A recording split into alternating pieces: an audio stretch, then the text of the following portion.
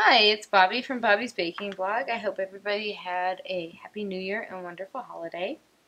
I always find myself a little bit blue in January after New Year's Day, so I decided to make these cheerful snowflake cupcakes. They actually are cupcakes. They were made with silicone molds, and I turned them into, I guess, little mini cakes.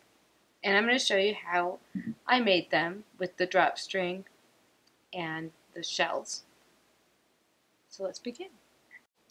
Alright, so I'm going to tell you what you need first, and then I'm going to show you how I did it. So you need your cupcake, covered however you want to cover it. I did a domed lace texture for mine. So you have your cupcake. I used a little of the pearl shimmer, and I will show you how I shimmer at the top. You will need some royal icing. This is a number PME 6 shell. This is a number 1 PME tip for the drop strings. This is just a tube filled with royal icing, and it's for attaching the snowflakes. My snowflakes were made with your PME plunger snowflake and with the Kick Box mini snowflake. It's a very small one. It's the number 2. And it comes with 2 pieces. It makes a beautiful dainty snowflake. So that's how the snowflakes were made. And then I just dusted them with the pearl dust. So that's what you need for this project. You will also need a small soft brush and a little bit of water. Some sort of scriber, either a turkey tracer or a metal scriber, and that's about it, and a soft square brush to brush the top. So I will brush the top of my cupcake first. I'm losing a snowflake here.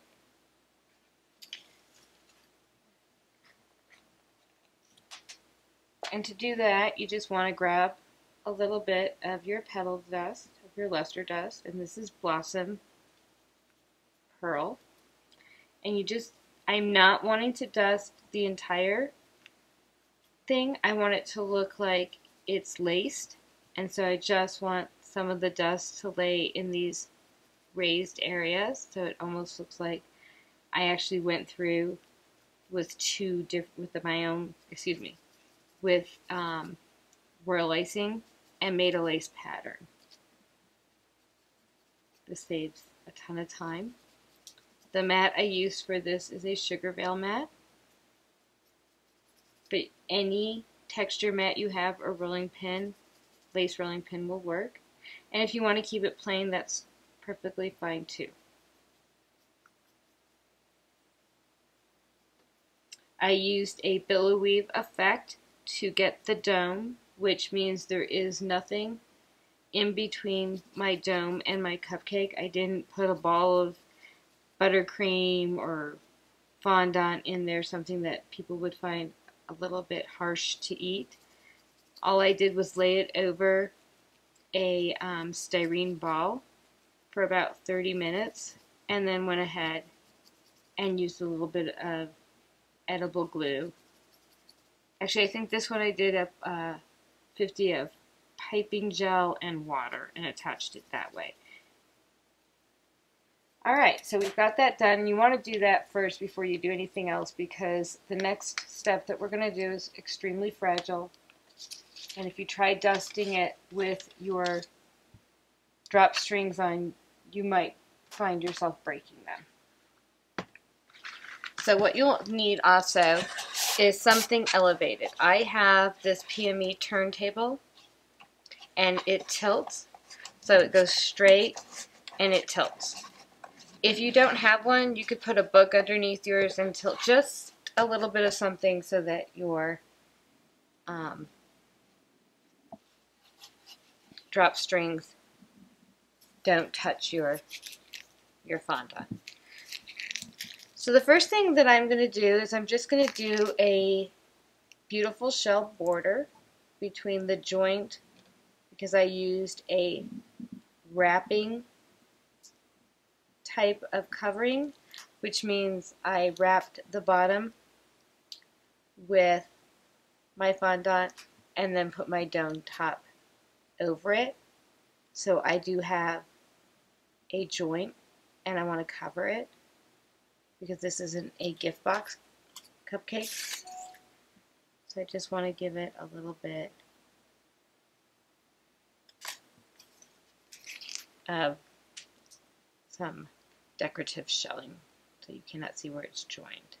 So I'm putting my last shell on, making sure they were all the same size. And the consistency that I'm using is a medium consistency. And I rub down all of my royal icing to get out air bubbles. So it's a medium rub down consistency.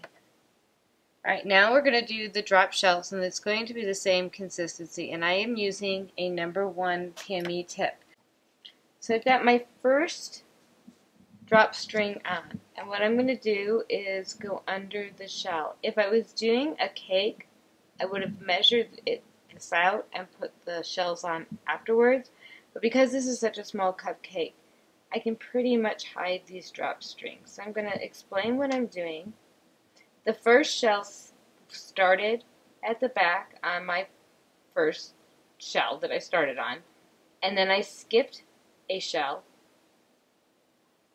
So I will explain that as soon as I get this guy attached. And if you find that they don't want to attach really nice for you, you can go in with your water and fix it. So what I did was I started my shell here, or my drop string here at this shell, skipped the joint here, went to this one, worked backwards, came back, dropped a string, skipped this joint, and came in. And it'll give you a nice loop over loop effect. So not everything is going over the same way, so it'll go every other. And the important thing to remember here is continuous pressure, and that's the pressure that's comfortable for your hand. And let gravity make your loop. All you want to do is go from one place to the other. So again, I skipped. Now I'm going to come back here and start.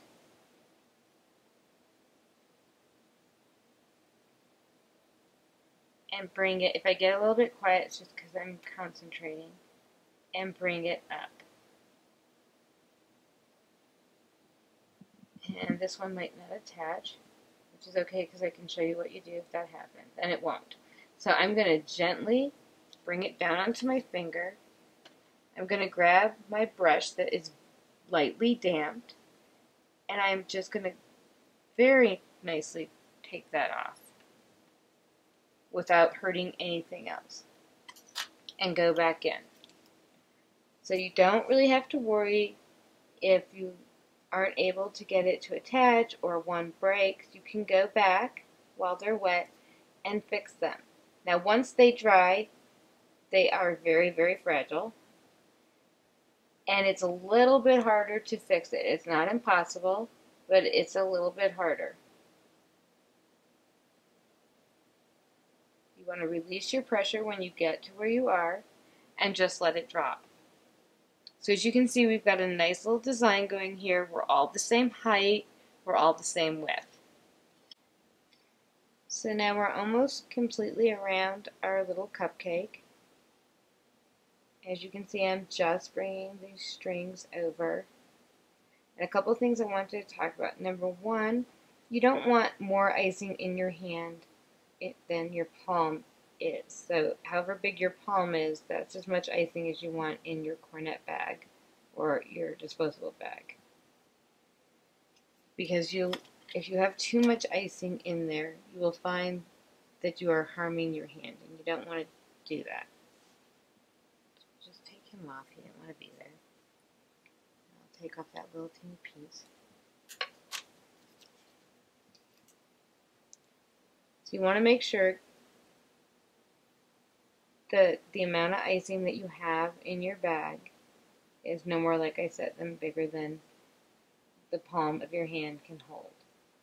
When you're finished dropping and you have the length that you want and it's matching, you want to release your pressure.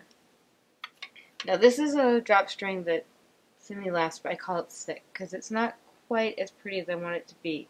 So this is where my little trusty soft paintbrush will come in and fix it and make it well again, so that it looks pretty and I don't have to take it off. So if you find that your icing has just been freshly piped and you have a string that isn't as pretty as maybe the one next door or the rest of your strings, you can go in with your little soft number 1 or 0 soft paintbrush and fix it. Once it's dry though, you cannot go in. More than likely, will end up breaking your string. So what I suggest is after you pipe each drop string, especially in the beginning of doing this, you look at it and make sure that that's how you want it to be. So we've got our drop strings on, and I know that this is fragile. So what I'm going to do now is just put my little snowflakes on, and then I'm going to patiently leave this and let it set and dry up, and then carefully move it over.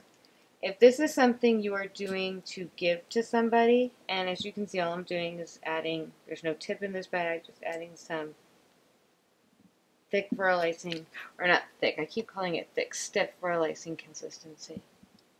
And I like to put these little gum paste snowflakes on when they have formed and they're not going to lose that cup, but they're not completely dried.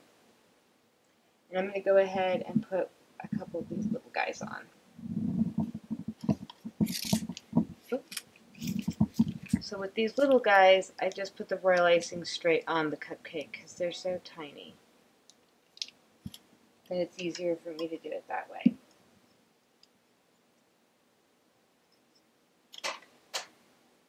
If you find that you are breaking strings, you might want to open up your bag, re-whip your royal icing up from that bag, and put it back in. It might have, for whatever reason, gotten soft if your hands are really hot, or if you didn't whip it up really well the first time, rather than fight with it and try and get it on.